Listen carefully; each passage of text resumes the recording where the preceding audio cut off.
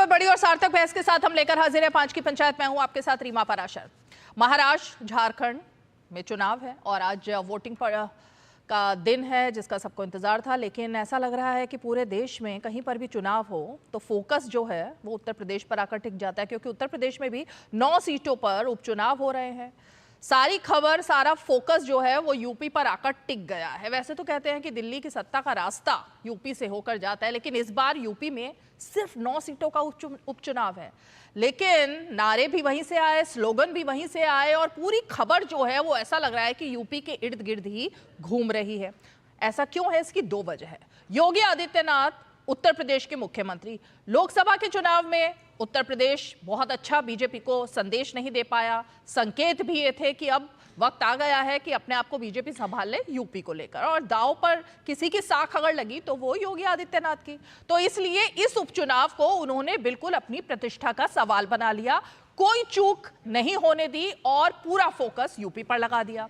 दूसरी तरफ सामने खड़े अखिलेश यादव, समाजवादी पार्टी के मुखिया, जिनकी तरफ से भी पीडीए फॉर्मूला, उनको लगा कि लोकसभा में तो उनको बहुत बढ़िया सीटें मिल गई, बीजेपी से ज्यादा सीटें मिल गई, तो कुछ ऐसा ही इस बार भी हो जाए। कांग्रेस को उन्होंने बिल्कुल चलता कर दिया, साइड कर दिया और ये दिखाया कि पीडीए मेरा नारा है और मैं ही एक तरीके से सर्वश्रेष्ठ हूं अपने इस अलायंस जो उनके पार्टनर्स हैं उन सब में। तो अब उनकी भी साख दांव पर लगी है, लेकिन आज उथल पुथल चलती रही और ऐसा लग रहा है मुस्लिम वोटर्स को लेकर ही अखिलेश यादव का पूरा फोकस टिका हुआ है। यहां तक कि टिका हुआ है कि वोटर किसी के नहीं होते जब तक वो वोट ना डाल दें।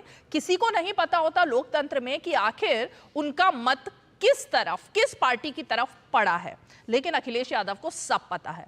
उन्होंने आज ये कहा कि मेरे मतदाता, हमारे वोटरों को भगाया जा रहा है। अब उनको कैसे पता वो उनके वोटर है? क्योंकि मुस्लिम मतदाता है, तो शायद उन्होंने मान लिया है कि मुस्लिम हो, यादव हो, वो मतदाता उनके हैं। तो इस पर भी सवाल था, लेकिन एक सवाल जो बेहद ही गंभीर आज खड़ा हुआ बीजेपी की तरफ से, आरएलडी की तरफ से, वो ये कि बुर्का नशी महिलाओं के भीतर छुपे हैं कई फर्जी वोटर, और दूसरी तरफ बाहर से मस्जिदों और मदरसों में भी फर्जी वोटर छुपा छुपा कर रखे जा रहे हैं, और जब वो वोट डालने के लिए जा रहे हैं, उनकी जांच हो रही है तो हड़कंप मचाया जा रहा है। कई जगहों पर तो पुलिस पर पथराव तक कर दिया गया। तो ये जो माहौल गरमाने की कोशिश है, आखिर किसको हार का डर है? कौन ईवीएम से डर रहा है और कौन इलेक्शन कमीशन को डरा रहा है? आज जरा इसी पर चर्चा करेंगे। फोकस हमारा उत्तर प्रदेश ही रहेगा। सबसे पहले वो खबरें, तस्वीरें, बयान जिनकी वजह से यह मुद्दा आज चर्चा में है।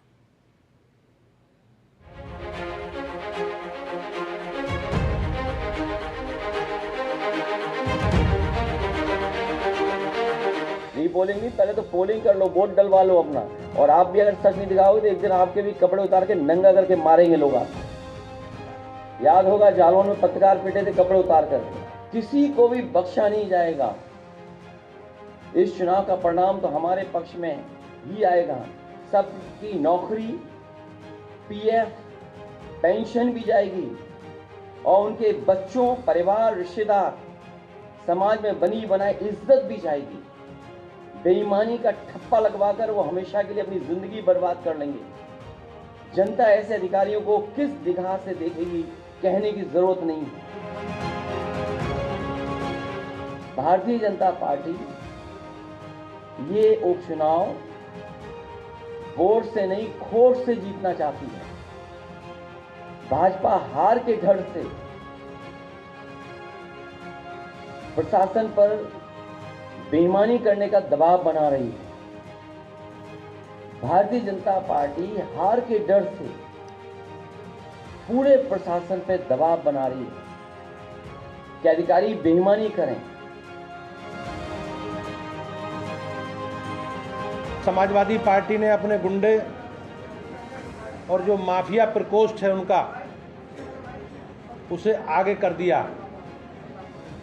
शांति और सौहार्द के माहौल में संपन्न हो रहे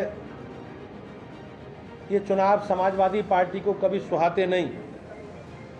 इसलिए समाजवादी पार्टी के लोग उपचुनाव को रक्त रंजित करने का पूरा प्रयास कर रहे हैं। ये कह के कि उनकी फ़ोटो नहीं मिल रही है, उनकी तस्वीर नहीं मिल रही है, झूठी कहानियां बना के जो उनको मतदान से रोका जा रहा है, मैं समझता हूँ लोकतंत्र के लिए बहुत खतरनाक है। इस फर्जी मतदान को रोकने के लिए प्रशासन के द्वारा जो इंतजाम किए जा रहे हैं उस पर जानबूझकर के वो आक्षेप कर रहे हैं, सवाल उठा रहे हैं और बुर्के की आड़ में फर्जी मतदान की साजिश रच रहे हैं। तो स्वतंत्र मतदाता होता है, अगर मतदाताओं को इन्होंने अपना मतदाता बना रखा है तो अलग मामला है। जैसी जिसकी भावना होती है उसे करता है। समाजवादी पार्टी केवल हार के मुंह को छुपाने के लिए इस प्रकार की अनर्गल बातें कर रही है। पूरी तरह से हम निष्पक्ष मतदान के पक्षधर हैं।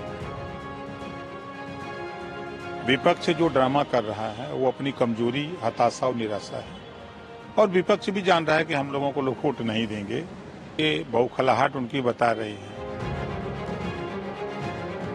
जो परंपरागत मतदाता है सापा के, उनके लिए बैरियर लगाए गए हैं, बैरिकेड्स लगाए गए हैं, और पुलिस को क्या अधिकार है चेक करने का? आप कैसे चेक करेंगे कि मतदाता की सूची में कौन है? ना आपके पास वोटर लिस्ट है, ना आप उसकी फोटो। तो कुल मिलाकर पुलिस की जाती दिखाई पड़ेगी। जो वहाँ के विधायक हैं कमाल अख्तर, उन्होंने 1000 वोट 1000 लोगों को यहाँ भेज दिया। फहीम है बिलारी से विधायक, उन्होंने 1012 लोग यहाँ भेज दिए। और नवाब जान है यहाँ विधायक, उन्होंने भी 1012 लोग ठाकुरद्वारा से भेजे और फर्जी वोटिंग कराने का प्रयास किया।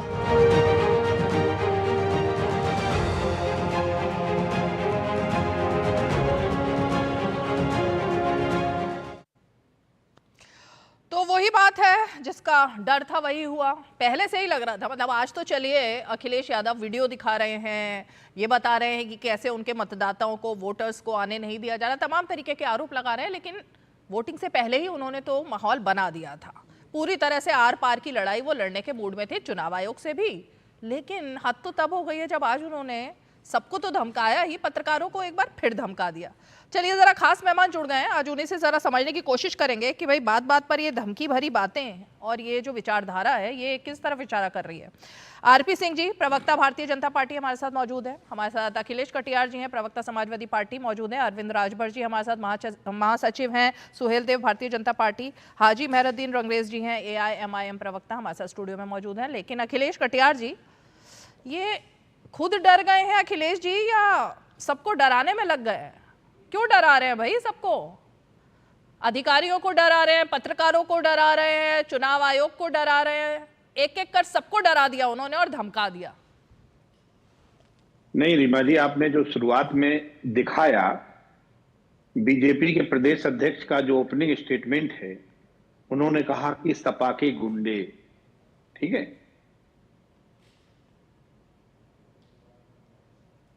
सपा के गुंडे दलित पिछड़े अगर अपने अधिकार की बात करें, अपने मताधिकार की बात करें, सुचारू रूप से वोटिंग कराने की बात करें, आज पूरे प्रदेश में जो खबरें दिन भर चर्चा में रही हैं, इस उत्तर प्रदेश और देश के एक एक आदमी ने देखा है कि प्रशासन ने क्या किया है।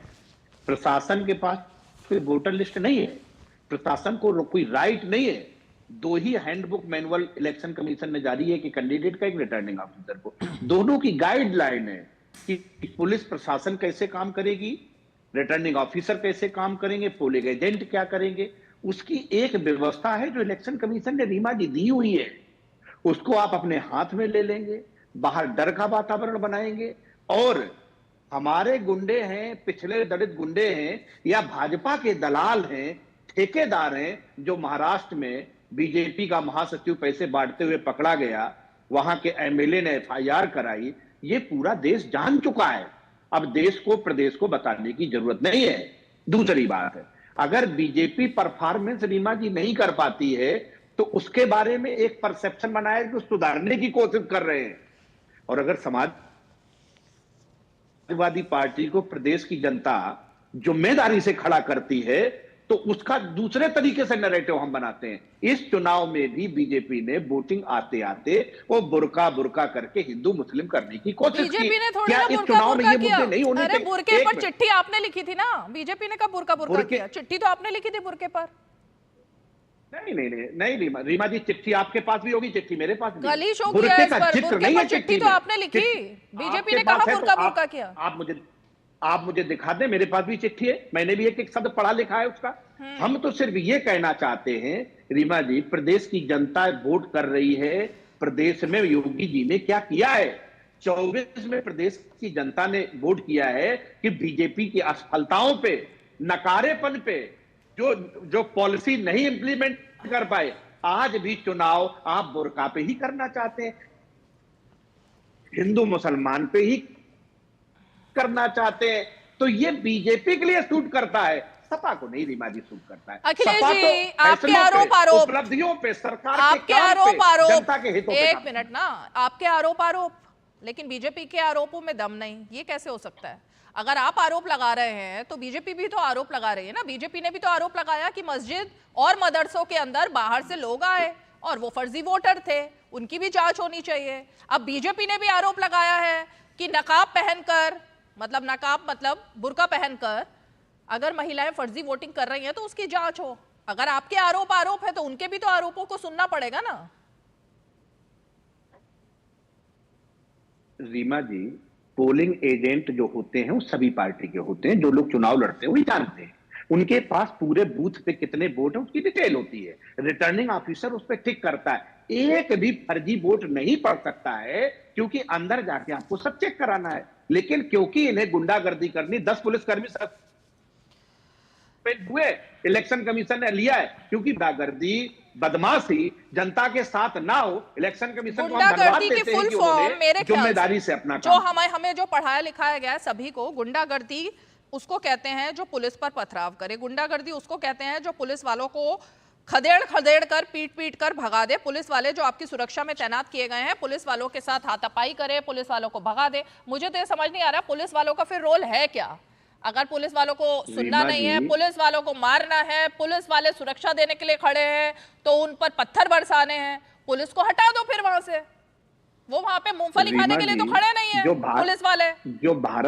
जो भारत का संविधान आपको अधिकार आरपी देता सिंह जी से है, सवाल ले आप लेते हैं वोट डालने का, ठीक है, एक सेकंड दीजिए, जब उनको अधिकार देता है और उसको लूट रहे हैं आप, उसको भय वातावरण पैदा कर रहे हैं। आज संविधान के उस अधिकार को हम लूटने नहीं देंगे। आरपी सिंह जी, पुलिस कर्मियों से दिक्कत है, ठीक है, पुलिस कर्मियों से दिक्कत है, ऐसा सरकार आपकी है ना, यूपी में भी, दिल्ली में भी चुनाव आयोग से बात कीजिए, ऐसा कोई रूल बनवा दीजिए कि पुलिस वाले आज के बाद कभी भी चुनाव के किसी भी प्रकरण में या फिर प्रक्रिया में वो शामिल नहीं होंगे, बात ही खत्म। मतलब जो इलेक्शन कमीशन, अरे भाई उनसे सवाल है आरपी सिंह जी से। अखिलेश जी को बोलने दीजिए, कुछ और मन में ना रह जाए, बार फिर कहेंगे कि आपने बोलने नहीं दिया, उनको सुना नहीं। बोलिए अखिलेश जी, बोलिए, कटियार साहब बोल लीजिए। मेरा सिर्फ यही कहना है कि रीमा जी का जो नैरेटिव है, मतलब इलेक्शन कमीशन ने जो गाइडलाइन दिया है वो आपके लिए महत्वपूर्ण नहीं है। इलेक्शन कमीशन की गाइडलाइंस के तहत ही पुलिस कर्मियों की तैनाती भी की जाती है। इलेक्शन कमीशन की गाइडलाइंस मुझे मत पढ़वाइए, मैं सब पढ़ के आई हूँ, लेकिन पुलिस कर्मी वहां किस लिए खड़े हैं ये भी तो एक सवाल है। अच्छा सुनिए ना, अब जवाब सुनिए। कटियार साहब, अगर आपका हो गया तो मैं अरे बोलिए आरपी सिंह जी। नहीं, फिर बोलेंगे, 1 सेकंड 1 मिनट नहीं बोल रहे। चलिए कटियार साहब, आपकी भी उम्र होगी कि इलेक्शन लड़ते लड़ाते वोट डालते हुए। मेरे को भी कई साल हो गए, मैं वोट डाल रहा हूँ, 20 इलेक्शन मतलब लड़ा चुका हूँ, खुद भी इलेक्शन लड़ चुका हूँ। एक बेसिक प्रोसेस होता है कि पोलिंग स्टेशन के बाहर लॉ एंड ऑर्डर मेंटेन करना पुलिस का काम है, और ये इंश्योर करना कि सिर्फ वोटर ही मतदान के लिए जाए, बाहर का कोई व्यक्ति मतदान के लिए ना जाए, वह किसी हथियार के साथ ना जाए, वह मोबाइल फोन भी शायद आजकल अलाउड नहीं है, मोबाइल फोन के साथ ना जाए, जो गाइडलाइंस है, बेसिक गाइडलाइन। अब अगर कोई पुलिस वाला बाहर किसी को रोके पूछे भाई आपका वोटर आई कार्ड है, इतना ही तो पूछ रहे, वोटर आई कार्ड है, अब वोटर है, इतना ही पूछ रहे, इसमें क्या बुराई है? वो ये नहीं कह रहा कि आप जाएंगे, अगर आपका वोटर आई कार्ड है आप जुड़ जाएंगे, अगर नहीं वोटर आई कार्ड है तब नहीं जाएंगे, ये बड़ा रूटीन है। हाँ, आपका वोटर आई कार्ड आपका है, वो जांच अंतर जो आपका जो पोलिंग अधिकारी वो करेगा, वो आपकी शक्ल, आपका चेहरा, जो आपका फोटो उस पे है वोटर आई कार्ड पे, वो आपके साथ मिलाएगा, मेल करेगा उसको, वो उसका अधिकार है। परंतु पोलिंग स्टेशन के आसपास सिर्फ वोटर्स हो और आपकी और जानकारी, कुछ दूरी तक तो अलाउड ही नहीं करते कि कोई नेता या कोई पॉलिटिकल पार्टी के लोग आकर तंबू लगाए जाए, वहां पर कुछ अपना खेमा लगाए या अपना कोई टेबल कुर्सी लगाए। वो हर बार चुनाव के अंदर वेरी करता है, कुछ 100 मीटर, कोई 150 मीटर, 200 मीटर तक, और वो सबके लिए एक जैसा होता है। ये नहीं कि भाजपा के लिए अलग है या कांग्रेस के लिए अलग है या समाजवादी पार्टी के लिए अलग है। तो ये कानून है, इसमें इतना हल्ला क्यों? हल्ला इसलिए क्योंकि नकली वोटिंग करानी है, जाली वोटिंग करानी है, और जाली वोटिंग करानी है इसलिए प्रशासन पर दबाव बनाओ, इसलिए जो इलेक्शन कमीशन की मशीनरी है उस पर दबाव बनाओ, इसलिए पुलिस पर दबाव बनाओ कि नहीं भैया आपका कोई अधिकार नहीं है कि हम गुंडे भेजे, हम मवाली भेजे, हम कोई शरारती आदमी भेजे, कुछ भी। मैं ऐसी मत लीजिएगा, मतलब कोई गड़बड़ आदमी भेजे, वो आएगा वहां पर आकर कुचला करे, कोई शरारत कर दे ताकि परसेंटेज वोटिंग में फर्क पड़े, जहां वहां आकर कोई हल्ला कर दे वो दिक्कत कर सकता है। तो इसके लिए ये एक बड़ा रूटीन सेट पैटर्न प्रोटोकॉल है। इसमें ये नहीं कि कोई पुलिस वाले कुछ अलग से काम कर रहे हैं, कुछ पुलिस वाले। हाँ, और एक सेकंड डिमोट, अगर पोलिंग बूथ के बाहर कोई शरारत करेगा तो पुलिस का अधिकार क्षेत्र में आता है कि उसको अरेस्ट करे, उसके खिलाफ कार्रवाई करे। जरूरत पड़े तो जो सख्त से सख्त कार्रवाई हो वो करे, क्योंकि बाहर लॉ एंड मेंटेन करना पुलिस का काम है। अरुण राजभर जी, फर्जी वोटिंग हो रही है क्या? आप तो यूपी में पूरा आपने कैंपेन किया, यूपी की फेमस पार्टी है आपकी, आप बहुत प्रसिद्ध नेता भी हैं, हो रही है क्या फर्जी वोटिंग? वाकई में हो रही है? देखिए रीमा जी, पट्टी पर नाम अरविंद राजभर चल रहा है, उसको करेक्शन करा दीजिए, अरुण राजभर करा दीजिए। क्या चल मेरा ये है अरे कि भाई नाम ठीक कीजिए उनका। हाँ, मेरा ये कहना है कि जो लोग फर्जी लोगों को बसा सकते हैं तो वो फर्जी वोटर क्यों नहीं बनवा सकते हैं? फर्जी आधार कार्ड क्यों नहीं बनवा सकते हैं? फर्जी लोगों का मतदान क्यों नहीं करा सकते हैं? ये तो पुरानी परंपरा रही है।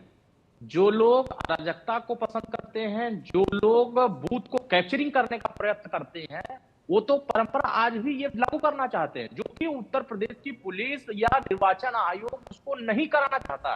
वो तो पारदर्शिता के साथ वोटिंग कराना चाहता है। आरोप प्रत्यारोप का समय खत्म।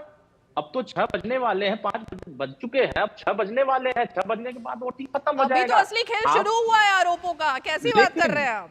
अभी तो ईवीएम बची हुई है, अभी तो चुनाव आयोग बचा हुआ है, अभी कहाँ शुरू हुआ है? अब जैसे क्या है रीमा जी, जब चुनाव व्यक्ति हारने लगता है तो बौखला करके सबसे पहले ईवीएम पर सवाल खड़ा करता है। आप देखिए कि ये लोग जहां चुनाव जीतने लगते हैं तो फिर वहां ये लोग कुछ नहीं बोलते हैं, ना ईवीएम का दोष देते हैं, ना शासन का दोष देते हैं, ना प्रशासन का दोष देते हैं, ना ही पुलिस का दोष देते हैं। सब कुछ चंगा हो जाता है। जैसे ही ये चुनाव हारने लगते हैं तो बौखला करके ईवीएम पर सवाल उठाते हैं, बौखला कर प्रशासन पर सवाल उठाते हैं। तो ये नजारा आपको देखने को मिला करहल में, जिस तरीके से एक दलित बेटी को समाजवादी पार्टी के पक्ष में नहीं वोट करना चाहता था तो उसको मार दिया गया, उसकी हत्या कर दी गई। तो ये तो चरम सीमा पर जो गुंडई है वो तो चुनावों में देखा गया। हर विधानसभा में, 9 विधानसभा में ऐसे गुंडई देखे गए। लेकिन इस गुंडई को उत्तर प्रदेश की जनता बखूबी अपनी आंखों से देख रही है कि मुझे ऐसा नहीं चाहिए गुंडागर्दी।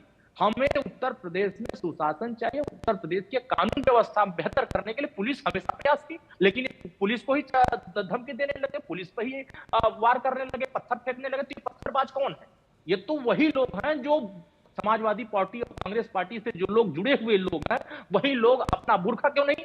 आपकी पहचान क्यों नहीं होनी चाहिए? क्या क्यों नहीं अधिकार है प्रशासन को कि आपकी पहचान हो? आप मतदाता हैं, आप फर्जी फोटो लगा करके फर्जी नाम पर जा रहे हैं वोट देने के लिए, तो प्रशासन की जिम्मेदारी नहीं है कि पारदर्शिता के साथ वोट कराना। ठीक है। ये तो आपने पुराने समय में 2022 में, 2024 में ये काम तो कराया, लेकिन 2024 के उपचुनाव में आप ये कराना चाहते थे अपनी शान बचाने के लिए कि मैं तो बचा रहा हूं ताकि मेरा माहौल बना रहे, मैं जीत जाऊंगा तो मेरा बम होगा। तो जनता तो इस बात को समझ गई कि झूठ बोल करके वोट लेने का प्रयास किया था। जनता ने स्वीकार कर लिया कि नहीं, मोदी जी का कार्यकाल, योगी जी का कार्यकाल और माननीय ओम प्रकाश राजभर जी, और जो हम लोगों ने जनता के बीच में जनता के विकासों के कार्यों को जन जन तक पहुंचाया, उसको लोगों ने मतदान किया। उस आधार पर आप सोचेंगे दबंगई से, गुंडागर्दी से, अराजकता फैलाकर वोट लेना, तो जनता के बीच में सारे चीजें सामने हो जा रही है।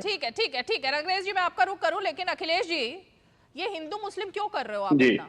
मतलब हिंदू महिलाएं, उनकी चेकिंग भी हो, उनका चेहरा भी देखा जाए, कोई पाबंदी नहीं है, किसी को कोई ऑब्जेक्शन भी नहीं है, क्योंकि कोई ऐसा रूल भी नहीं है।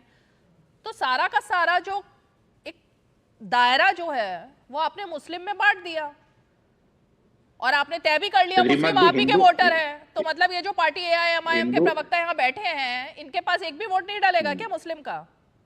सब कुछ आप ही के पास चला जाएगा? हिंदू मुस्लिम भी हम ही कर रहे हैं। अरे ये सवाल हम ही से है। मुसलमानों की चेकिंग ना हो, उनका आई कार्ड ना देखा जाए, हिंदुओं का देखा जाए। ये हिंदू मुस्लिम नहीं है। ये आप कहती हैं, ये आपकी बात हो सकती है, समाजवादी पार्टी की नहीं। और समाजवादी पार्टी ने पूरे लेटर में कहीं इस बात को जिक्र नहीं किया है। समाजवादी पार्टी, और ये अगर कोई बात टीवी पे कह रहा है तो मुझे बड़ी नासमझ भरी बात लगती है। भाई जब कोई वोटर अंदर जाता है तो रिटर्निंग ऑफिसर उसका फोटो देख के टिक करता है, दूसरे जो एजेंट है सब उसका वेरीफाई करते हैं। इसके बावजूद भी मुद्दा बुर्का का चल रहा है। हम टीवी पे बुर्का बुर्का भले चिल्ला ले रीमा जी, मैं नहीं लेकिन चिल्ला रही वोट भाई। तो इस बात पे पड़ेगा कि चुनाव सरकार आयोग ने से किया लेकर क्या हर है। जगह आपके नेता चिल्ला रहे हैं सरकार ने बुर्का 5 बुर्का। साल क्या किया है? मैं तो सबको नहीं, समानता समाजवादी का पार्टी का कोई नेता नहीं अधिकार चिल्ला देने है। के पक्ष में हूँ कि रीमा- सबके साथ समानता रीमा का जी, व्यवहार हो, समाज- सबको समानता का अधिकार मिले। अगर घूंघट उठा करके देखना ये रूल के तहत आता है तो बुर्का को भी उठाकर देखना चाहिए। मैं तो इसमें यकीन करती हूँ, लेकिन आपने इसका दायरा बना दिया। रीमा जी 2 मिनट में मुझे बोल देने दे अपनी बात। सभी महिलाओं का वोटिंग के टाइम बुर्का हटा के ही वोट डल रहे हैं, कहीं नहीं ऐसा हो रहा है। अंदर जब जाते हैं रिटर्निंग ऑफिसर वेरीफाई करते हैं सबका, और हमें उससे कोई ऐतराज नहीं है। लेकिन जो आप अभी आरपी सिंह साहब बोल रहे थे हमारे मित्र कि नकली वोटिंग हम कर रहे हैं, अरे भाई आपकी सरकार है, एडमिनिस्ट्रेशन आपका है।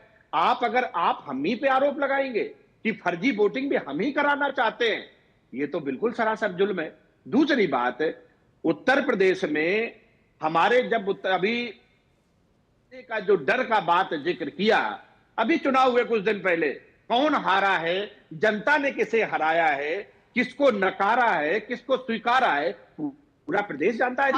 33 सीटों पे जीते हो आप, आधी सीटों पे आ गए हो। आई थी, हारा नहीं कहेंगे ना उसको, ऐसा थोड़ी ना कि सुपड़ा साफ हो गया। 33 सुपड़ा साफ थोड़ी ना हुआ था। 33 सीटें अंतर आया ना आप दोनों की सीटों में, लेकिन सुपड़ा साफ को हार कहते हैं। किसी का सुपड़ा साफ नहीं हुआ, नहीं हुआ। रंगरेज जी के पास एक आधी सीटें रह गई। ठीक है, रंगरेज मुझे जी का एक बात कहने दीजिए, सिर्फ 1 मिनट। उत्तर प्रदेश की जनता भाजपा के असफलताओं पे वोट कर रही है। 23 तारीख को तय कर लेंगे कौन किसके ऊपर वोट डले। अभी से कैसे आप कह रहे हैं, अभी तो वोटिंग चल ही रही है ना, किसके ऊपर वोट पड़ा किसके ऊपर नहीं पड़ा। 23 तारीख में बहुत दिन नहीं है, शनिवार को ही रिजल्ट आने वाले हैं। 1 मिनट रंगरेज जी, सारे मुस्लिम मतदाता उसकी ठेकेदारी समाजवादी पार्टी ने ले ली है, और ये जो आरोप लग रहा है कि मदरसों में मस्जिदों में फर्जी वोटर्स को छुपा कर रखा गया है, बाहर से बुलाए गए हैं, ये सच्चाई है क्या? देखिए रीमा जी, जिस तरीके से जंगल राज पूरे यूपी में है, और जिस तरीके से आपने देखा होगा किस तरीके से प्रदेश के जो अध्यक्ष हैं भाजपा के, वो कह रहे हैं कि मदरसे में मस्जिद में जो है वहाँ पर जो है लोगों को छुपाया गया है और वो जो है फर्जी वोटर हैं। फिर आपका शासन प्रशासन ने क्यों उनको नहीं पकड़ा अभी तक, क्यों उनको जेल में नहीं डाला? अगर ऐसा हो रहा था तो आप जो चुनाव के समय पर इस तरीके की बातें करते हैं, उसे ये दिखाता है कि आपकी जो पार्टी की बड़े लोगों की लाइन है।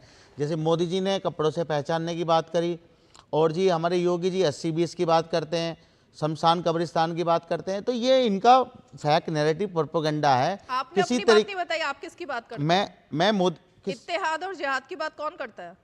किस चीज की? इत्तेहाद नहीं, वोट जिहाद। मैं बताता हूँ। देखिए, जिहाद की बात कौन कर रहा है? फर्नांडिस जी कर रहे हैं महाराष्ट्र में। फर्नांडिस कौन है? देवेंद्र फर्नांडिस, जो सीएम है बीजेपी के। फडणवीस, हाँ, देवेंद्र फर्नांडिस जो भी है वो। फर्नांडिस, हाँ, जो भी है वो वहाँ के जो भी है, नहीं नाम सही से लीजिए ना। अरे मैडम, हाँ सीएम है, मैं डिप्टी सीएम है, मैं उनका नाम मेरे को ध्यान से सही से नहीं आ पा रहा। क्यों नहीं आ पा रहा? फर्नांडिस मैंने बताया तो मैडम आपको। तो जिस तरीके से वो बातें हो रही हैं, जैसे कि आपने देखा होगा हेमंत बिस्वा शर्मा ने कैसा एक अपने ट्विटर पे एक वो वीडियो बना के डाला कि कैसे जो है वो सभी मुसलमानों को घुसपैठिया बताया गया। तो ये साख की बात जो आ रही है वो इलेक्शन कमीशन की आ रही है कि इलेक्शन कमीशन कहाँ है।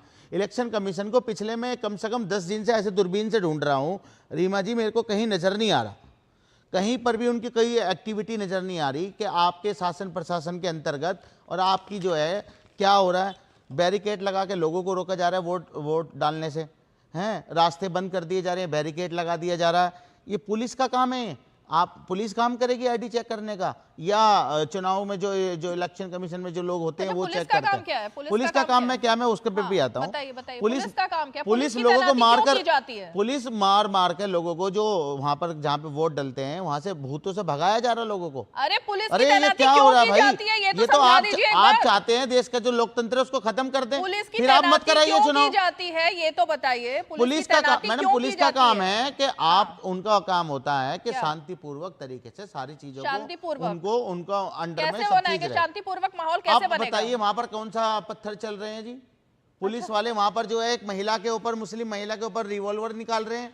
हमारे प्रत्याशी मीरापुर से उनके लड़के को पीटा जा रहा है, उनको हवालात में रखा जा रहा है। ये क्या चल रहा है? मतलब एक मिनट, सीसामऊ, कुंदर की, मैनपुरी, इन सभी सीटों पर जो आ रहे हैं ना आरोप, जो लग रहे हैं, आरोप तो मैं इसलिए नहीं कहूंगी क्योंकि सच्चाई सामने आ रही है। पुलिस के ऊपर पत्थर फेंके गए, पुलिस को खदेड़ा गया, पुलिस के साथ मारपीट की गई, भीड़ इकट्ठी हो गई और उसमें प्रत्याशी भी शामिल थे। इसको अगर आप कहेंगे कि ये पुलिस का काम नहीं है, पुलिस का यही काम आपने अभी बताया ना, शांतिपूर्वक काम कराना, चुनाव कराना शांतिपूर्वक। इस तरह से शांति, मैडम सुनिए, इस तरह से शांति होगी? अच्छा सुनिए ना रीमा जी, जिस तरीके से पुलिस की साख पर सवालिया निशान उठ रहे हैं, और ये सारे इलाके वही क्यों है जहां पर मुस्लिम मतदाता है? अगर इतने ही सारे वोटर मेरा सवाल सीधा वोट डालने जा रहे हैं तो वोटर क्या पत्थर लेके जा रहे हैं? मैडम वही मैं पूछना चाह रही हूं, वही मैं पूछ, अरे भाई अब ये तो मत बताइए कहां से आ रहे हैं पत्थर? कोई पुलिस को मार सकता है? सवाल उस पर भी खड़ा होगा कि जब पुलिस को शोभा यात्रा निकलती है तो पत्थर कहां से आते हैं? आप ये बताइए, पुलिस को कोई मार सकता है? शोभा यात्रा निकलती है तो कहीं से तो पत्थर आते हैं। तो आपके पास जो आपकी रिसर्च टीम, कहीं से पत्थर आते हैं ना, एफआईआर मंगा लीजिए, कहीं से पत्थर आते हैं। एफआईआर हुई है, किस पुलिस वाले ने कहा है तो आप नॉन स्टॉप नहीं बोलेंगे रंगरेज जी। चला दीजिए बाइट, आप म्यूट कीजिए भाई। जैसे आप बता रही हैं आप बता दीजिए। आप नॉन स्टॉप नहीं बोलेंगे रंगरेज जी। मैडम अगर मैं बीच में आपको इंटरप्ट कर रही हूँ ना तो सुन भी लीजिए। जो आंकड़ा पढ़ा बताया, आप जो बात कह रहे हैं, एक मिनट आप दिखा दीजिए ना विजुअल, दिखा दीजिए चला के कहां पे। इस शो में ना इस तरह से ये रनिंग कमेंट्री वाला शो नहीं है मैडम। मुझे फिर आपको फ्रेम से हटा के म्यूट करना पड़ेगा अगर आप इसी तरह बोलते रहेंगे। बहुत ही शालीनता से मैं आपसे कह रही हूँ, मगर वो दिखाएंगे नहीं आप, वो बताएंगे नहीं आप। थोड़ी सी तहजीब रखिए, तहजीब रखिए, शोभा रखिए, हटाइए भाई फ्रेम से हटाइए। आपके पास ये आंकड़ा है? अरे मैडम आप कैसी गलत बात है आप, फ्रेम से हटाइए। अगर इसी तरह आप नॉन स्टॉप बोलेंगे तो मैं फ्रेम से हटाना पड़ेगा, म्यूट करना पड़ेगा। दुनिया से नहीं हटा सकते। छोटा सा ब्रेक ले लेते हैं, छोटा सा ब्रेक ले लेते हैं, देखते रहिए 5 की पंचायत। बढ़िया है, क्यों ना? प्राकृतिक हल्दी, मिर्ची, धनिया नहीं, मिर्ची, धनिया, हल्दी, MDH। Muthoot finance gold overdraft. अपने सोने को हमारे सुरक्षित लॉकर्स में डिपॉजिट कीजिए। उस सोने पर 24/7 क्रेडिट लाइन लीजिए और फिर पैसे एक बार लीजिए या बार बार आपके हाथ में। कम या ज्यादा घर में या ब्रांच में आपके हाथ में। ब्याज सिर्फ उतने ही दिन का भरिए जितने दिन पैसे इस्तेमाल कीजिए। Muthoot finance gold overdraft. Gold loan कमाल, बाकी लोन बेमिसाल। चलिए ब्रेक के बाद आपका स्वागत है और मैं जल्दी से आरपी सिंह जी जवाब दीजिए जो आरोप लगे हैं, उसके बाद अरुण राजभर। देखिए मैं आपको कुछ वीडियोस भेज देता हूँ, ये वीडियोस मांगते मैं वीडियोस आपको भेज रहा हूँ, आप अपने यहाँ टेलीकास्ट कर सकते हैं कि पत्थरबाजी हो रही है। और पत्थरबाजी होगी तो पुलिस का काम है लॉ एंड ऑर्डर। मैंने शुरू में कहा कि नॉर्मल प्रोटोकॉल है। अब उस प्रोटोकॉल के अंतर्गत पुलिस अगर लॉ एंड ऑर्डर मेंटेन करती है, इनको दिक्कत क्यों होती है? और ईमानदारी की बात है, ये बुरके के अंदर कुछ लोगों को भेज कर शरारत कराना चाहते हैं। अब ये बड़ा रूटीन प्रोसेस है कि पुलिस ये इंश्योर करेगी शरारत ना हो, वो पुलिस ने इंश्योर करना है, इसमें क्या दिक्कत है? और ये आरोप नहीं है, ये इस पर अभी वीडियो में देख रहा था ब्रेक के दौरान, उसमें आ रहे हैं वीडियोस कि जहां पर पत्थरबाजी हो रही है और पुलिस का काम है उनको बचाना, जो पुलिस जो पोलिंग अधिकारी उनको बचाना। एक बात, और दूसरी बात, इसमें बुर्का या हिजाब या बाकी इश्यूज कहां से आ गए? पर्दा का इशू क्यों आएगा? भाई वोट डालने से पहले आपका वोटर आई कार्ड चेक होगा, इसमें दिक्कत क्या है? आप वोट डालने से पहले आप मर्द है या जनाना है या औरत है, वो भी चेक होना चाहिए। इसमें क्या बुराई है? मुझे समझ लगता है ये इनको सिर्फ क्योंकि एक वोट बैंक को टारगेट करना है, एक वोट बैंक की राजनीति करनी है, उनको उकसाना है। रादर, मैं तो माफी चाहता हूँ वर्ड यूज करते हैं, उनको उकसाना है। उकसाना इसलिए क्योंकि उनको लगे कि नहीं देखो हमको वोट नहीं डालने दीजिए ना, इसलिए हम थोड़ा ज्यादा वोट डालें, या हम अपना फिर क्लेम करना है कि हमारा वोट, ये भी क्लेम करने कि हमारा वोट। अरुण राजभर जी, सरकार किसकी है यूपी में? सरकार किसकी है? बीजेपी और आपकी सरकार है ना, तो फिर फर्जी वोटिंग को आप रोक नहीं पा रहे हो। पुलिस के ऊपर हाथापाई हो रही है, रोक नहीं पा रहे हो। पुलिस के ऊपर पत्थरबाजी हो रही है। तभी तो दिक्कत है, रोकने की बात करी तो तभी इनको दिक्कत हो रही है। अगर इनको फ्री हैंड दे देते तो सब कुछ लूट लेते। कोशिश हुई, फर्जी वोटरों को रोकने की तैयारी हुई, कोशिश हुई, रुकने लगा तो फर्जी वोट डलवाने वाले चिल्लाने लगे और तरह तरह के आरोप लगाने लगे। तो फर्जी वोटर डलवाने वाले तो इस बात को जान ही रहे हैं कि मदरसों में बैठा करके सीधे डायरेक्ट बूथ तक पहुंचा दीजिए। मदरसों में कौन ट्रेनिंग दे रहा है कि मुंह बांध करके जाओ फलाने के नाम पर वोट देकर चले आओ? ये कौन ट्रेनिंग दे रहा है? मस्जिद में जा करके वहां से निकाल करके वो बुर्का पहना करके ले जाओ, दूसरे का फोटो पर तीसरे का वोट डलवा करके चले आओ। ये कौन फर्जी वोट डलवा रहा है? कौन करवा रहा है? तो वही लोग वोट डलवा रहे हैं, यही वोट डलवाना चाहते, यही वोट डलवाना चाहते हैं ये समाजवादी पार्टी के लोग। अच्छा, अब अगर पुलिस ने ऐसे लोगों को पकड़ लिया, ऐसे लोगों को बेनकाब कर दिया, तो ये चिल्लाने लगे। ये जान रहे हैं कि हमें वोट नहीं पड़ रहे हैं, क्योंकि ये जो साजिश रच करके फर्जी वोटर बनवा करके डलवाना चाहते थे वो पुलिस रोक रही थी। वहां के वो पीठासीन अधिकारी रोक रहे थे, वहां के इनके भी तो एजेंट थे। इस बात को तो वो भी देख रहे थे कि हाँ ये फर्जी, ये तो इनमें वोटर लिस्ट में नाम ही नहीं है, लेकिन ये वोट डालने आ रहे हैं। तो अगर ऐसे लोगों का पुलिस रोक रही है, ऐसे लोगों को अंदर बूथ एजेंट रोक रहे हैं, ऐसे लोगों को पीठासीन अधिकारी रोक रहे हैं, तो फिर तो ये तो हमारी जिम्मेदारी है ना कि फर्जी वोट ना पड़े। ये तो निर्वाचन आयोग तो सख्ती से कार्रवाई कर रहा है। जो भी फर्जी वोट डलवाने की कोशिश किया या जो सहयोग किया प्रशासन में कोई भी अधिकारी, तो उसके खिलाफ कार्रवाई भी हुई। अखिलेश जी, क्या सच है, क्या सच है? मस्जिद मस्जिद जो चिल्लाया जा रहा था, मदरसा मदरसा जो चिल्लाया जा रहा था, सच क्या है ये बता दीजिए। अभी तो बड़ा आरोप लग गया अरुण जी की तरफ से कि आप ही लोग हैं उनके पीछे, जिन्होंने छुपा कर रखा हुआ था नकाब के पीछे। रीमा जी, हाँ। आप जो अरुण जी बोले हैं या सिंह साहब बोले हैं, अभी जो बात आप बार बार पूछ रहे थे कि आखिर पुलिस का काम क्या है, आप है, थाना है, LIO है, तो वो आपकी जानकारी से कोई चीज छुपी रहे, इतनी पैरामिलिट्री फोर्स आपको मिली हुई है, ये हो नहीं सकता कि आप चाहें कि ये ना हो, ये संभव नहीं है। कहीं से नकली वोटिंग नहीं हो रही, ना कोई मदरसे में कोई छुपा है, ना कोई मस्जिदों में छुपा है, ये सब बेमतलब की बात है। मामला सिर्फ इतना सा है, जो मेरे नेता माननीय अखिलेश यादव जी ने कहा कि पुलिस अपना काम करे। आपने बार बार पूछा कि पुलिस का काम क्या है, तो मैं उसको भी गाइड कर, मैं अब आपके साथ साझा कर लेता हूं। जब कोई वोट डालने जाता है और अगर रिटर्निंग ऑफिसर कहते हैं कि ये फर्जी वोट है, आप उसको अरेस्ट करिए, थाने ले जाइए, उसको गिरफ्तार कर लीजिए।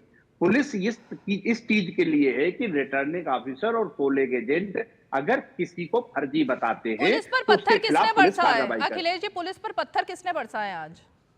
नहीं, ये बड़ा सवाल है, बहुत अच्छा सवाल है, क्योंकि ये बात बहराइच में भी हुई थी कि दंगा किसने भड़काया। अभी तो आज की बात तो कीजिए, आज किसने पत्थर बरसाया पुलिस के ऊपर? आज भी ये शंका है कि पत्थर किसने बरसाए, क्योंकि चर्चा उस दिन भी मुसलमानों पे हो रही थी, लेकिन बाद में पता चला कि भाजपा के लोग शामिल। तो आज मतलब बीजेपी ने पड़वाया पत्थर? आज तो ये इन्वेस्टिगेशन करके पुलिस बताएगी कि पत्थर भाजपाइयों ने फेंकवाए या किसने फेंकवाए। अरुण राजभर, ये तो इस पे जांच होके आने दीजिए। पुलिस उनकी है, प्रशासन उनका है, वो तय करेगी। लेकिन एक बात मतलब प्रशासन उनका है तो खुद ही वो प्रशासन के ऊपर पत्थर फेंकवा रहे हैं। जिनका लोकतंत्र पर भरोसा नहीं होता है, जिनका लोकतंत्र पर भरोसा नहीं होता है, सिर्फ लूट तंत्र पर भरोसा होता है, जिनको सिर्फ दंगा तंत्र पर भरोसा होता है, तो फिर वो इस बात को कभी स्वीकार नहीं कर सकते हैं कि उत्तर प्रदेश की शासन प्रशासन किस पारदर्शिता के साथ चुनाव संपन्न कराना चाहता है। ये तो चिल्ला क्यों रहे हैं इस बात से? अगर इनको इतनी ही तकलीफ है इस बात से, तो फिर ये अचानक इतने गैंग के लोग शामिल होकर के मस्जिदों से, मदरसों से कैसे निकल करके बाहर आ रहे हैं? क्या इन लोगों को पहले से बताया गया था कि इतनी संख्या में बूथ पे जाना है और एक साथ जाना है ताकि आपका एक साथ वोट पड़े? हम तो यही कहते हैं, ये लोकतंत्र के रक्षक नहीं है, ये लोकतंत्र में गला घोटने वाले लोग हैं।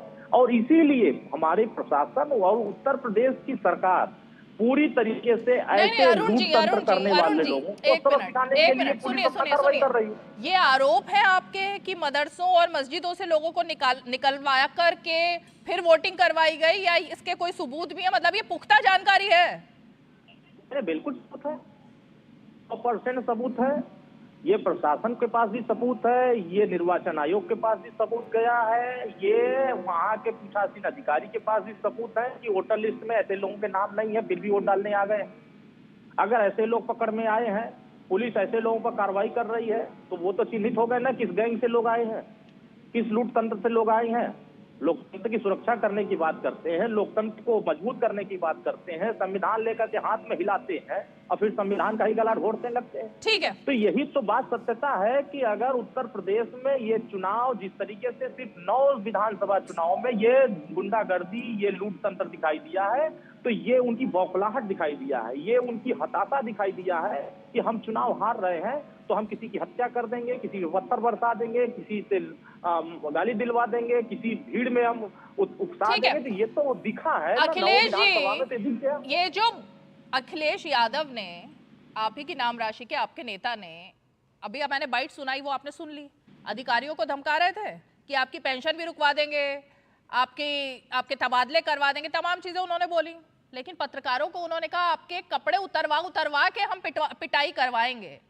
और इससे पहले भी वो नाम पूछ कर, खदेड़ कर पत्रकारों को पीट कर मारने की धमकी दे चुके हैं और करके भी दिखाई चुके हैं आपके कार्यकर्ता। तो इस तरीके से आप लोग मतलब क्या चाह रहे हो? उत्तर प्रदेश में क्या करना चाह रहे हो आप? रीमा जी, मुझे लगता है वीडियो आपने सही से सुना नहीं। आप माननीय मेरे नेता ने जो बात कही, वो जो जालौन में पत्रकारों के साथ सत्ताधारी दल के लोगों ने किया था उसका जिक्र था, हमारा नहीं। हम लोग ये काम नहीं कर सकते क्योंकि हमारे ये संस्कार नहीं। हमारा जो गुंडा कहते हैं, गुंडागर्दी के अपराध किसके थे, केस किसने वापस लिए, ये पूरा प्रदेश जानता है, देश जानता है। दूसरी बात, इरफान सोलंकी किसकी पार्टी का विधायक था? रीमा जी, मुझे 2 मिनट तो दे दें, मुझे बात तो रख लेने दें। आप जो ऐसी बात कर रहे हैं तो मुझे याद दिलाना पड़ता है। नहीं, आप मुझे बोल भी लेने दें। जिसकी वजह से उपचुनाव हो रहा है और उन्हीं की धर्मपत्नी को आपने, उन्हीं की बेगम को आपने जो टिकट दिया है। एक मिनट नहीं बोलने देंगे, हर बात में सवाल वो तो बता दीजिए। कैसे करें बात हम अपनी? आज मेरा कहना सिर्फ इतना है रीमा जी कि जो आपने अभी वीडियो चल रहे हैं ना आपके बैकग्राउंड में, जब कहीं पे इलेक्शन होता है तो 24 घंटे पहले वहां फोर्स लग जाती है, एक जगह पे रैकी होती है। आप वहां पे गलत तरीके से लोगों को नहीं रख सकते। ये पूरा देश जानता है कि चुनाव के सिस्टम पे कैसे कैसे इलेक्शन कमीशन उसको हैंडल करता है। ठीक है। आप वहां क्या कर रहे हैं कि जो गरीब आदमी है, कमजोर आदमी है, उसके चारों तरफ इतना डर का वातावरण बना के उसके वोट को, उसके फंडामेंटल राइट को आप लुटवा रहे हैं। ये चिंता है मेरे नेता माननीय अखिलेश यादव जी को। उसके खिलाफ जैसे आपने बाहर पुलिस वाले लगे हैं, 10 पुलिस वाले यूपी में सस्पेंड हुए, पता है ना आपको? इलेक्शन कमीशन ने सस्पेंड किए हैं ना। और आप तब भी कह रहे हैं चुनाव आयोग कुछ नहीं सुन रहा है, नहीं, मैंने धन्यवाद किया, तब भी आप यही कह रहे हैं। गलत, मैंने रीमा जी धन्यवाद किया ओपनिंग स्टेटमेंट में अपनी, कि मैं इलेक्शन कमीशन को धन्यवाद देता हूं कि उसने मजबूती से कार्रवाई की, 10 लोगों को सस्पेंड किया है इलेक्शन कमीशन ने। और ये सब वो लोग थे जो लोगों को डराने का काम कर रहे थे पोलिंग स्टेशन पे। तो Bharatiya Janata party, okay, RP Singh ji और कौन डरा रहा है? आप देहात की बात मत करिए। जो लोकतंत्र का काम आपने महाराष्ट्र में देखा है, जिस तरीके से करोड़ों रुपए बांटने का काम इस देश ने सरेआम देखा है, क्या देख रहा है ये आप देश? जल्दी सो गए थे मुझे लगता है अखिलेश जी कल। आप जल्दी सो जाते हैं क्या? 10 बजे बीजेपी की तरफ से प्रेस कॉन्फ्रेंस हुई, वो नहीं देखी आपने? झूठ फैलाने की सुप्रिया सुले, नाना पटोले, सबका जो कच्चा चिट्ठा खोला गया वो नहीं देखा? आप जल्दी सो गए थे क्या कल? वो आरपी सिंह जी बोल लेंगे, आप क्यों बोल रही है? बता देंगे। अरे भाई 10 बजे सब जाग रहे थे, सब देख रहे थे क्या खुलासे हो रहे हैं। आरपी सिंह जी बहुत विद्वान सबने तो देखा, लेकिन आपने आधी अधूरी दिन भर की बात बताई, रात को क्या हुआ वो बताया ही नहीं। आरपी सिंह जी जवाब दीजिए। रीमा जी, जनता सब देख रही है। अखिलेश जी धन्यवाद। रीमा जी, असल में इसलिए जल्दी सो गए थे कि सुबह इनको आज फर्जी वोटरों का इंतजाम करना था। सुबह 4-5 बजे उठे होंगे, फर्जी वोटरों का इंतजाम करना, इसलिए जल्दी सो गए थे कल। सर, मेरा चैलेंज स्वीकार करेगा अखिलेश जी, एक भी पैसे का रवागिरी दिखा दीजिएगा, एक पैसे का भी दिखा दीजिए कहीं पे लेन देन हुआ जो होगा, मैं मान जाऊंगा। आप कह रहे हैं 5 करोड़ रुपए, आपका नेता कह रहा है 5 करोड़ को तो समझते हैं। मैं अभी चेक कर रहा था गूगल पे, 1 करोड़ रुपए कितने किलो आते हैं? 23 किलो 1 करोड़ में आते हैं। तो अगर 100 किलो अगर बक्से में आए होंगे नोट, तो कहीं ना कहीं तो वीडियो बना होगा। आप किसी नेता के पीछे जाकर हवा में नोट घुमाना शुरू कर दो, बोलो ये नेता के नोट है, कहीं एक पैसा विनोद चावड़ा जी के हाथ में था दो। वेरे वीडियोस और सॉरी ऑडियोस बड़े स्पष्टता से आए जिसमें ये हुआ कि क्रिप्टो मनी के पैसे तुरंत भेजिए हमारे को, हमको चाहिए, और नाम लेकर कहा जा रहा है। और वो आप कह रहे हैं कि डीप फेक है, नकली कर दिया गया होगा, तो आप कृपा कर उनको बोलिए तुरंत कोर्ट जाकर चैलेंज करें इस बात को। उसकी जांच हो रही है और इलेक्शन कमीशन ने दोनों जगह नोटिस दिए हैं। तो आप इलेक्शन कमीशन पर प्रश्न उठाएंगे? अभी देख लीजिएगा जब ये चुनाव हारेंगे ना, अभी आज तो कह रहे हैं इलेक्शन कमीशन की तारीफ कर रहे हैं अखिलेश जी, अभी 2 दिन में 3 दिन बाद जब रिजल्ट आएंगे, जब ये चुनाव हारेंगे, फिर कहेंगे नहीं नहीं नहीं ईवीएम में गड़बड़ हो गई, इलेक्शन कमीशन ने गड़बड़ कर दी। ईवीएम पर सवाल उठेंगे क्या अखिलेश जी? कोई भी नतीजा आता है, क्या ईवीएम को दोषी ठहराया जाएगा? रीमा जी, मेरे नेता माननीय अखिलेश यादव जी ने, जब हम बीजेपी 33 सीटें जीती, गठबंधन 67 सीटें जीतता, तब भी उन्होंने एक बात कही थी, अगर आपको याद हो, हमारी इतनी प्रचंड जीत के बाद भी ईवीएम की व्यवस्था पे हमें भरोसा नहीं है। हम चाहते हैं ये व्यवस्था बदले। ये हमने तब हमारे नेता ने स्टेटमेंट दिया था जब हम इस देश की तीसरी सबसे बड़ी पार्टी बने। जनता ने अपूर्व हमको सहयोग दिया। गलती से आप इतनी सीटें जीत गए, मतलब अखिलेश यादव जी गलती से आ गई इतनी सीटें, गड़बड़ी से?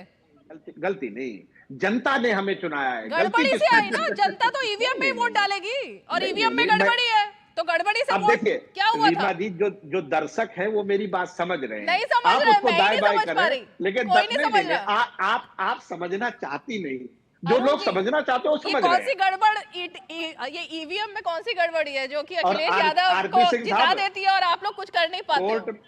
कोर्ट में जाना, चैलेंज करना, इस देश में मत बताओ, इस देश की जनता सब जानती है गड़बड़ी समझ नहीं आई किसकी है, सरकार किसकी है, आम आदमी को कितना न्याय मिलेगा, बाहर कितना आएगा, कुछ नहीं पता है। अरुण राजभर, देखिए झूठ दिख रहा है ना जी। आपने तो पूछा कि आप तो मान लेते लोकसभा में बड़ी पार्टी बन गए, तो क्या गड़बड़ी की वजह से बन गए बड़ी पार्टी? अगर गड़बड़ी हुई तो इतनी बड़ी पार्टी हो गए, उसके बाद भी कह रहे हैं कि नहीं हमें भरोसा नहीं है। अरे भैया, लोकतंत्र के चौथे स्तंभ पर भी आपने सवाल उठाया है रीमा जी। इनको याद करना चाहिए कि जो आज कह रहे हैं कि हम कुर्ता उतरवा करके पत्रकार की पिटाई कराएंगे, तो ये पहले भी तो जाति पूछ करके उसके साथ अपमान कर रहे थे, तो फलाने जाति के कौन पत्रकार हो, फलाने जाति के पत्रकार हो, क्योंकि वो जो जाति का जाल है, उस जाति के जाल से ये नकली जो समाजवादी कहते हैं अपने आप को, समाजवादी बन नहीं पाते। अब वो बार बार उसी को याद कर लेते हैं कि नहीं हम तो भाई असली जातिवादी हैं, हमें तो उसी हिसाब से बात करना है और उसी हिसाब से आगे काम करना है। तो सच्चाई तो आपके सामने ही है कि ये ईवीएम को भी स्वीकार कर रहे हैं और ईवीएम को कह रहे हैं कि नहीं गलत भी है। तो कम से कम इनको जनता के सामने झूठ तो कम से कम सच तो बोलना चाहिए। ये झूठ तो हमेशा बोलते ही आए हैं। लोकसभा में झूठा ने बोल कर जीते थे, संविधान खत्म हो जाएगा, कहे तो खत्म हुआ संविधान, लोकतंत्र खत्म हो जाएगा, वोट का अधिकार छीन लिया जाएगा, ये हो जाएगा वो हो जाएगा। बस तो झूठा बोल करके तो ईवीएम को दोषी बना रहे थे, लेकिन ईवीएम ने इनका सहारा बना दिया, झूठ से ही इनका सहारा बन गया, तो बहुत अच्छा है। हम तो यही कह रहे हैं, मुझे एक पॉइंट ही नहीं समझ में आ रहा है कि इनकी ये सच बातों को क्यों ये कह नहीं पा रहे हैं। रंगरेज जी और अखिलेश जी, आप दोनों के लिए सवाल, मुझे एक चीज समझ नहीं आ रही है कि जब ईवीएम खराब है, मतलब ईवीएम में गड़बड़ी है, आप ये मान के बैठे हुए हैं, तो फिर तो फर्जी वोटर हो, वोटिंग ना देने वाली बात हो, आई कार्ड चेक करने, फिर तो सारी बातें ही खत्म हो जाती है ना, जब ईवीएम में ही गड़बड़ी है। अब अगर आपके वोटर सो कॉल्ड जो नहीं निकल पा रहे हैं, जो आपका आरोप है कि निकालने नहीं दिया जा रहा उनको घर से, निकल नहीं पा रहे हैं, वो निकल भी गए, उन्होंने वोट डाल भी दिया, तो ईवीएम तो खराब ही है ना, तो फायदा क्या? रीमा जी, हाँ, एक कहावत है, इसके बाद जवाब देंगे। हाँ, एक कहावत है कि सोए हुए को जगाया जा सकता है, जो चद्दर ताने लेटा है उसका कोई इलाज नहीं है। अच्छा, हम अनजान हैं, ये बात तो अनजान को तो बता दिया जाएगा। ये जो बेचैनी है, बेशर्मी है, ये इसलिए है क्योंकि 2024 में उत्तर प्रदेश की जनता ने आपको आपकी हकीकत बताई है। ये बैठ के बातें करने से, उसको अनसुना कर देने से, देश उससे आगे भी निकला है ना, उसके बाद हरियाणा भी हुआ, देश उससे आगे निकला। अभी मैं तो महाराष्ट्र उत्तर में हो रहा प्रदेश है, की देश आगे निकल रहा है। जी, उत्तर प्रदेश की जनता ने बताया है कि तुमने क्या किया है। उत्तर प्रदेश की जनता ने बताया है कि तो उनके अरे कैसे सर, ईवीएम पर अधिकार आइए लूटे ना, गए। ईवीएम पर आइए। ईवीएम तो गड़बड़ी है ना। ईवीएम की व्यवस्था रीमा जी, आम आदमी को ये सवाल है कि इस प्रणाली से चुनाव नहीं होना चाहिए। हम राजनीतिक दल के जो लोग हैं, ठीक है, आम तो आप जनता की लोग भावनाओं एक को मिनट, जमीन रघुरेश पे जी, क्या आपको भी रखते ईवीएम में हैं। गड़बड़ी हम दिखाई ये देती है? चाहते हैं कि ईवीएम की व्यवस्था चाहते हटे हैं हटे कि हटे, ये ईवीएम से मांग चुनाव हमारी ना आज भी। होगा, बैलेट पेपर से चुनाव होना चाहिए। ब्लैक पेपर से? हाँ बिल्कुल। और जिस तरीके से ये माहौल बनाया जा रहा है, जैसे बताइए आप मदरसे पे बात आ गई, मस्जिदों में लोग इकट्ठे हो रहे हैं। अरे भैया आप इन सब चीज़ों से बाहर निकलिए। 11 साल आपको जो है देश में सरकार बनाए हुए हो गए, आपने एक भी अपनी उपलब्धि आप चुनाव में जाके नहीं बताते कि हमने ये फला काम किया, फला काम किया, फला काम किया। आप चुनाव के समय पर आते हैं और हिंदू मुसलमान, शमशान, कब्रिस्तान, अच्छे दिन, ये इस तरीके की बातें करके लोगों को भ्रमित करके और इस तरीके का माहौल बना के उनके खिलाफ एक माहौल बना देते हैं। और शासन प्रशासन क्या कर रहा है? वो सोया हुआ है। शासन प्रशासन, अगर शासन प्रशासन को अगर लगता है कि कहीं पे लोग इकट्ठे हो रहे हैं और फर्जी वोट डालने की प्लानिंग हो रही है, तो LIU क्या कर रहा है वहाँ का, यूपी का? तो ये सारे सवालिया निशान उठते हैं सरकार पर, जो जंगल राज और तानाशाह, मैं कह रहा हूँ मोदी जी, अमित शाह जी और योगी के अंदर जो है हिटलर की आत्मा आ गई है। जिस तरीके से हिटलर ने एक नैरेटिव और फैक्ट प्रोपेगेंडा फैलाया था उस समय यहूदियों के खिलाफ, वही सेम पैटर्न आज इस देश में, भारत में पैटर्न मुसलमानों के खिलाफ फैलाया जा रहा है। एक ब्रेक लेना है, लेकिन मुझे ऐसा लगता है आपके जो वोटर ना, सिर्फ यूपी के नहीं, महाराष्ट्र के वोटर भी जो आपको इस वक्त सुन रहे होंगे चैनल पे, कहीं उनके चेहरे पर हंसी ना आ जाए। क्योंकि ये जो आपने बात कही कि मदरसों की बात की जा रही है, मस्जिदों की बात की जा रही है, मस्जिदों और मदरसों से किसको वोट देने के लिए आह्वान किया गया? कौन है वो जो उलेमाओं के पास गया? अच्छा सुनिए मैडम, कौन है वो मौलवियों के पास गया? वोट जिहाद की किसने बात की? वारिस पठान जी के पक्ष में वोट दिए जाए, उनके दो कैंडिडेट के पक्ष में। जो बलात्कारियों से समर्थन लेती है मैडम, जो बलात्कारियों को छोड़ने का काम करती है, बलात्कारियों से समर्थन लेती है, हथियारों का समर्थन लेती है, हथियारों से समर्थन लेती है, तो इस तरीके की बातें जो होती है उन पर तो आप सवाल नहीं उठाती। अब आया असली स्वाद, अब आया स्वाद। जब स्वाद के पड़े हो लाले तो MDH का चंकी चाट मसाला डालें। MDH का चंकी चाट मसाला। MDH। सुनो, एक अच्छी इंश्योरेंस पॉलिसी AI से पूछते हैं। एक ऐसी पॉलिसी जिसमें प्रीमियम पेमेंट हो लिमिटेड पर इनकम आती रहे लाइफ टाइम। LIC का जीवन उत्सव। एक ऐसी पॉलिसी जो दे होल लाइफ इंश्योरेंस कवर भी। LIC का जीवन उत्सव। वाह, चलो तो LIC की जीवन उत्सव पॉलिसी ही लेते हैं। मैं भी तुमसे यही कह रही थी, LIC का जीवन उत्सव। लाइफ टाइम सेलिब्रेशन मनाइए LIC के जीवन उत्सव के साथ, फ्यूचर सेट है। चलिए अब फाइनल कमेंट्स के लिए जरा आगे बढ़ते हैं, एक एक करके सबके पास जाएंगे। अरुण राजभर जी, आप इसे शुरुआत करूंगी। क्या ऐसा है कि उत्तर प्रदेश में सरकार की साख और पूरी प्रतिष्ठा इस 9 सीटों को लेकर के दांव पर लगी हुई है, इसीलिए साम दाम दंड भेद जिसके आरोप भी लग रहे हैं वो सब आजमा के देखा जा रहा है? और भारतीय समाज पार्टी किसी चुनाव को कमजोरी से नहीं लेती है, हर चुनाव को सीरियस लेते हैं और सीरियस तरीके से चुनाव लड़ते हैं और सीरियस तरीके से जनता के बीच में जो हम काम किए रहते हैं, जो सरकार की उपलब्धि होती है, जनता के बीच में ले जाते हैं और जनता आशीर्वाद देती है और जनता ही जज होती है, जनता फैसला सुनाती है। 23 तारीख को जब फैसला सुनाएगी जनता, तो एनडीए के सभी प्रत्याशियों को जीत का सूचना सुनाएगी, जीत का ही मंत्र सुनाएगी कि हमने आपके साथ काम किया है और काम के आधार पर मुझे जीत मिली। तो देखिएगा, जैसे ही चुनाव जीतेंगे विपक्ष के लोग ईवीएम पर सवाल % उठाएंगे, वो तो अभी से उठा रहे हैं, तो उठाएंगे नहीं, वो तो कह रहे हैं उनको भरोसा नहीं है। उस समय ईवीएम का पार पर लेकर ढोएंगे, ऐसे लेकर के ढोएंगे, ऐसे ऐसे घूमेंगे, उसके बाद प्रशासन का लेकर के पुतला जलाएंगे, फिर उसके बाद सरकार का पुतला जलाएंगे, ये सब वो करेंगे, ये सब 100% तय हो गया है, क्योंकि वो अभी से मान गए हैं कि हम चुनाव जीत नहीं रहे हैं, तो वो अभी चुनाव रद्द कराने की भी मांग शुरू कर दी है। देखिए कहीं कहीं चुनाव रद्द कराने की भी मांग कर रहे हैं, इसका मतलब कि वो हार मान चुके हैं। जनता ने एनडीए गठबंधन को जीत दर्ज कराने के लिए फैसला सुना दिया है। आने वाले समयों में जब 23 को गिनती होगी तो देखिएगा जनता का फैसला विकास के साथ होगा, जनता का फैसला सुशासन के साथ होगा और जनता का फैसला जो हमने जनता के फैसला। आप बनना चाहेंगे भविष्य में क्या होने वाला है?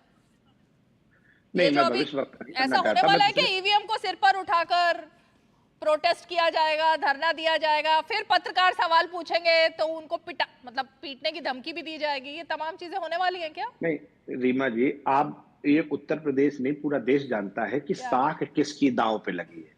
हमारी लगी है, आपकी लगी है। की नहीं लगी दांव किसकी खतरे? सुन लीजिए ना, 1 मिनट दे दीजिए भाई। कुर्सी किसकी खतरे में है? हम तो अभी उत्तर प्रदेश में जीत के बड़े पैमाने पे हम जीत के आए। आपको उत्तर प्रदेश में बाबा को ये लग रहा है कि मुख्यमंत्री में आगे रहूंगा कि नहीं रहूंगा, उनकी कुर्सी खतरे में है। अच्छा। और अगर ये बाई इलेक्शन हार गए तो भाजपा में जो भगदड़ मचेगी उसका डर पूरे प्रदेश में भाजपाइयों को सता रहा है। तो हम ये बात जानते हैं, क्योंकि हमें तो सरकार तो 9 सीटों से तो अगर हार गई बीजेपी ये 9 सीटें, 9 में से कुछ सीटें, तो मतलब योगी जी की कुर्सी चली जाएगी, आप ये कह रहे हो? पता नहीं किसका क्या क्या चला जाएगा। तो रहेगी ना, बनी रहेगी। पता नहीं किसका क्या क्या चला जाएगा, वो डर में जिंदा है। और मुझे इस बात की खुशी होगी कि जब परिणाम आएंगे तब नहीं हंस पाएंगे, तो ये अभी हंस लेंगे। अच्छा आरपी सिंह जी जवाब दीजिए। देखिए, आज अखिलेश जी ने क्या कहा कि कपड़े तुड़वा देंगे, ऐसा कुछ बोला ना कुछ पत्रकारों को। कपड़े फटवा देंगे, हाँ, कपड़े फाड़ करके।